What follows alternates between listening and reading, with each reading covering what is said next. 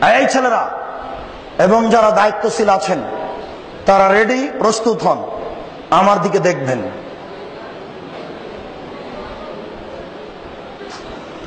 আল্লাহু আকবার বলে সালাতে দাঁড়াতে হবে। হাত দুটি এইভাবে উঠবে। আল্লাহু আকবার বলার পূর্বে দুটি কথা। পেশাব পায়খানার প্রয়োজন থাকলে সেরে আসুন। পেশাব পায়খানার পরে পানি দিয়ে পবিত্রতা অর্জন করুন। পানি না থাকলে ঢেল বা টিস্যু পেপার, আগে ঢেল টিস্যু পেপার পরে পানি, এ কথা মিথ্যে। আগে ঢেল টিস্যু পেপার পরে পানি, এ কথা মিথ্যে।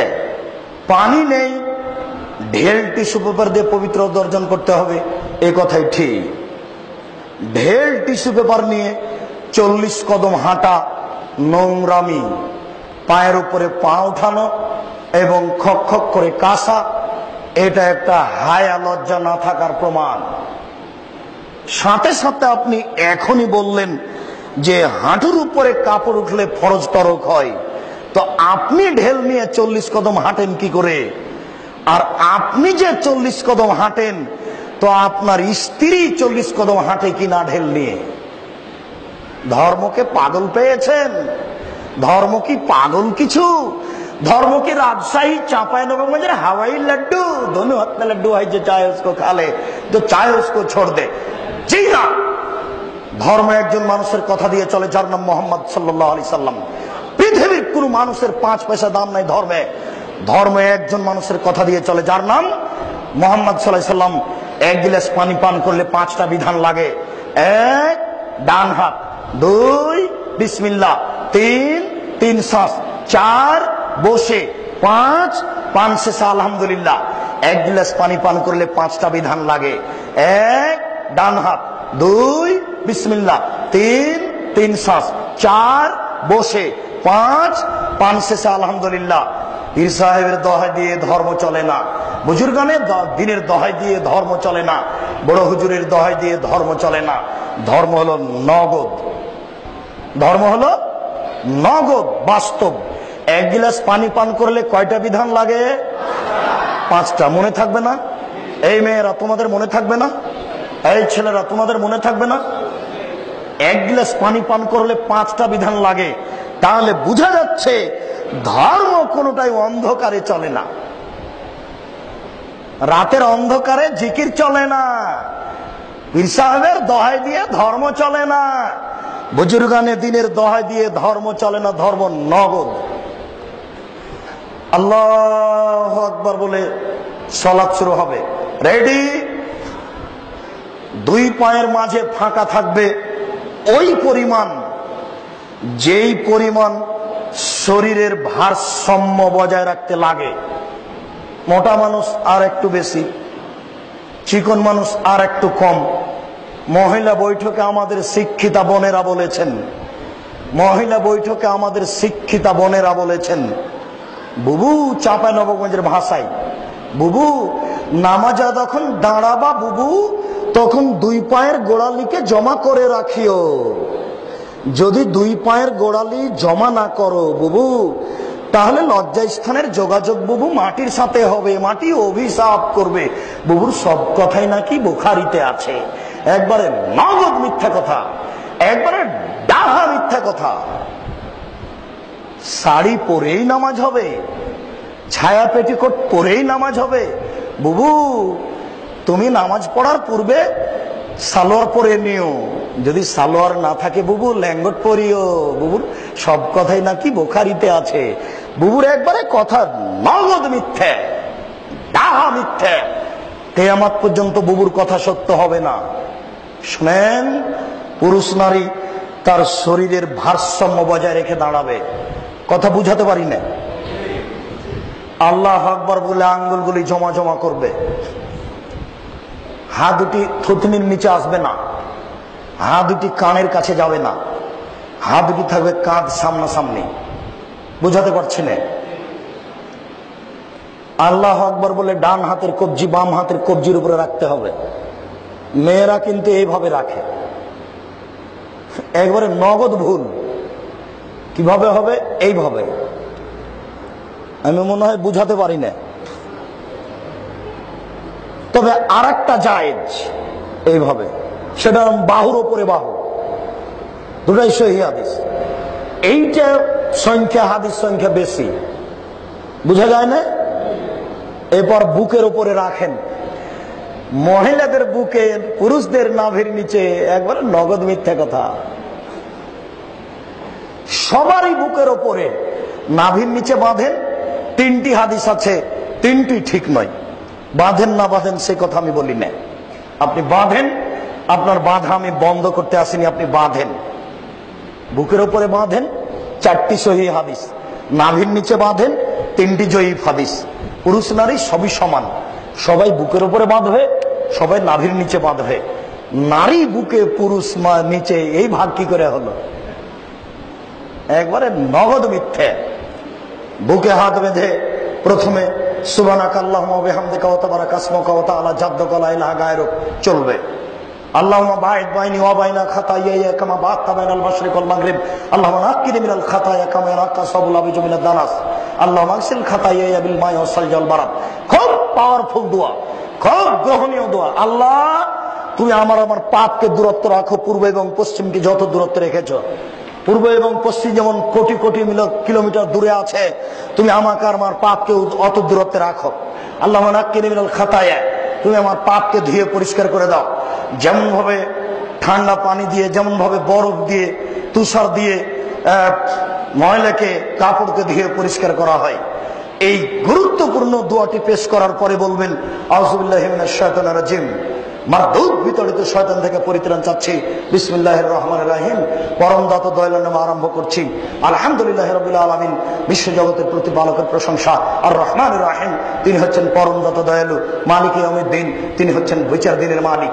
ইয়াকা না'বুদু, একমাত্র তোমার ইবাদত করি। ওয়া ইয়াকা নাস্তাঈন, একমাত্র তোমার নিকটে সাহায্য চাই। ইহদিনাস সিরাতাল মুস্তাকিম, তুমি আমাকে সোজা সঠিক পথ দেখাও। সিরাতাল লাযিনা আন'আমতা আলাইহিম, ওই পথ তুমি দেখাবে যেই পথকে তুমি ভালোবেসেছো, ওদের পথ তুমি দেখাবে। যাদেরকে তুমি ভালোবেসেছো ওদের পথ দেখায় না, যাদের প্রতি তুমি অসন্তুষ্ট। আমিন। দীর্ঘ সময় ধরে তোমার দরবারে যে প্রার্থনা করলাম, এটা তুমি কবুল করো। 8টি সহিহ হাদিস জোরে আর 1টি জয়ীফ হাদিস। চুপের কোনো প্রমাণ নেই। এরপর আপনি বলেন বিসমিল্লাহির রহমানির রহিম, পরম দাতা দয়ালুর নামে আরম্ভ করছি। যে কোনো সূরা, কুল হুয়াল্লাহু আহাদ।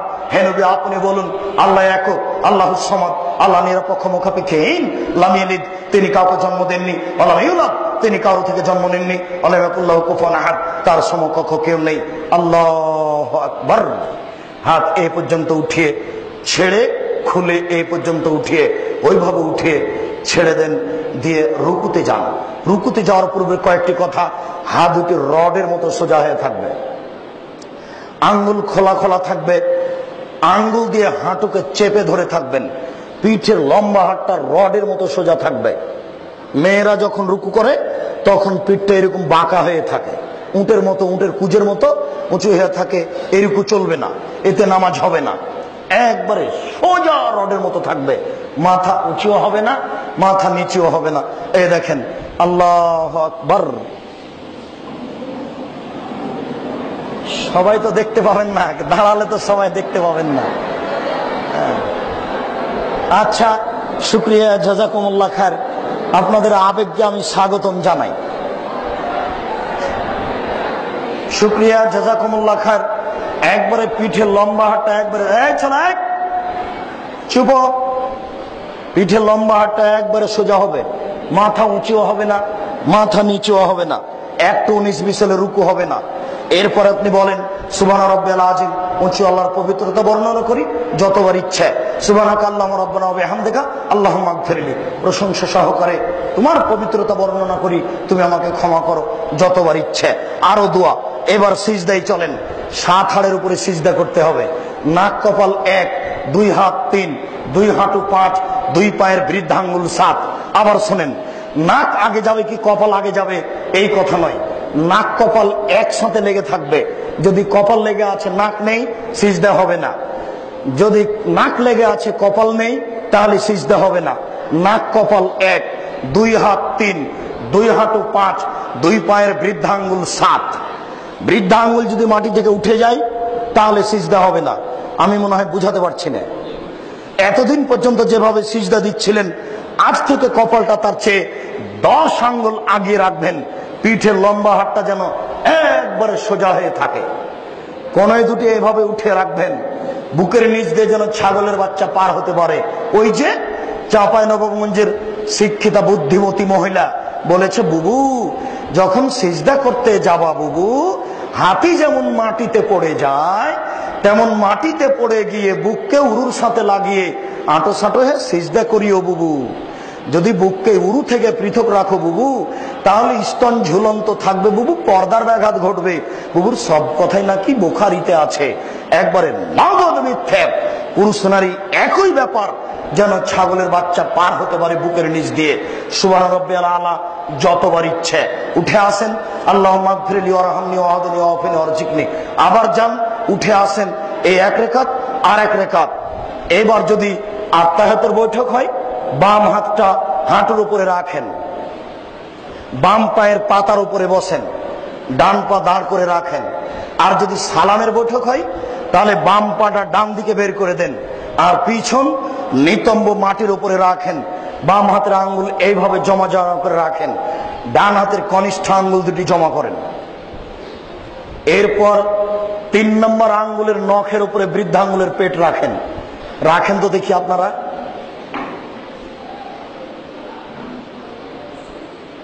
জি, এই বৃদ্ধাঙ্গুলের পেটটায় আঙ্গুলের নখের উপরে রাখতে হবে। এরপরে বাস, জাযাকুমুল্লাহ খায়র। এরপরে অবিরাম নড়বে। আত্তাহিয়াতু লিল্লাহি ওয়াস সালাওয়াতু ওয়াত তাইয়্যিবাতু আসসালামু আলাইকা আইয়ুহান নবী। হে আল্লাহ, আল্লাহ অর্থের ইবাদত, শরীরের ইবাদত সব কিছু তোমার জন্য। আসসালামু আলাইকা আইয়ুহান নবী, হে নবী তোমার উপরে শান্তি অবতীর্ণ হোক। আসসালামু আলাইনা ওয়া আলা ইবাদিল্লাহিস সালিহিন, শান্তি সকল মানুষের উপরে হোক। আশহাদু আল্লা ইলাহা ইল্লাল্লাহ, আমি সাক্ষ্য দিচ্ছি আল্লাহ ব্যতীত কোনো মাবুদ নাই। ওয়া আশহাদু আন্না মুহাম্মাদান আবদুহু ওয়া রাসূলুহু, আমি সাক্ষ্য দিচ্ছি মুহাম্মদ আল্লাহর রাসূল। আল্লাহুম্মা সাল্লি আলা মুহাম্মাদ ওয়া আলা আলি মুহাম্মাদ কামা সাল্লাইতা আলা ইব্রাহিম ওয়া আলা আলি ইব্রাহিম ইন্নাকা হামিদুম মাজিদ। হে আল্লাহ, তুমি প্রশংসনীয়, তুমি জ্ঞানী, তুমি মুহাম্মাদের উপরে, তার বংশধরের উপরে তুমি শান্তি অবতীর্ণ করো, যেভাবে ইব্রাহিম আলাইহিস সালাম তার বংশধর উপরে শান্তি অবতীর্ণ করেছো। তুমি বরকত নাযিল করো, যেভাবে ইব্রাহিম আলাইহিস সালাম ও তার বংশধর প্রতি বরকত নাযিল করেছো, মুহাম্মদ ও তার বংশধর প্রতি সেভাবে বরকত নাযিল করো। তুমি প্রশংসনীয়, তুমি জ্ঞানী। এরপরে দোয়া মাসুরা, আল্লাহুম্মা ইন্নী যালামতু নাফসি যুলমান কাসীরা, হে আল্লাহ জীবনে খুব পাপ করেছি, ফাগফিরলি, তুমি আমাকে ক্ষমা করো। মাগফিরাতুম মিন ইনদিক, ক্ষমা তোমার পক্ষ থেকে হয়ে থাকে। ওয়ারহামনি ইন্নাকা আনতাল গাফুরুর রহিম, তুমি দয়া করো, তুমি ক্ষমা করো। তুমি যদি দয়া না করো, তুমি যদি ক্ষমা না করো, তাহলে কে দয়া করবে, কে ক্ষমা করবে? আল্লাহ আমি নাউযু বিকা মিন আযাবি জাহান্নাম, তোমার কাছে আমি জাহান্নামের শাস্তি থেকে বাঁচতে চাই। ওয়াউযু বিকা মিন আযাবিল কবর, আমি তোমার নিকটে কবরের শাস্তি থেকে বাঁচতে চাই। ওয়াউযু বিকা মিন ফিতনাতিল মাসিহিদ দাজ্জাল, তোমার কাছে আমি দাজ্জালের বিপদ থেকে বাঁচতে চাই। আল্লাহ আমি নাউযু বিকা মিনাল মাসাম ওয়াল মাগরাম, তোমার কাছে বড় পাপ এবং কর্জ থেকে বাঁচতে চাই।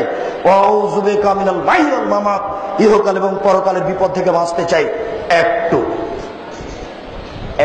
এক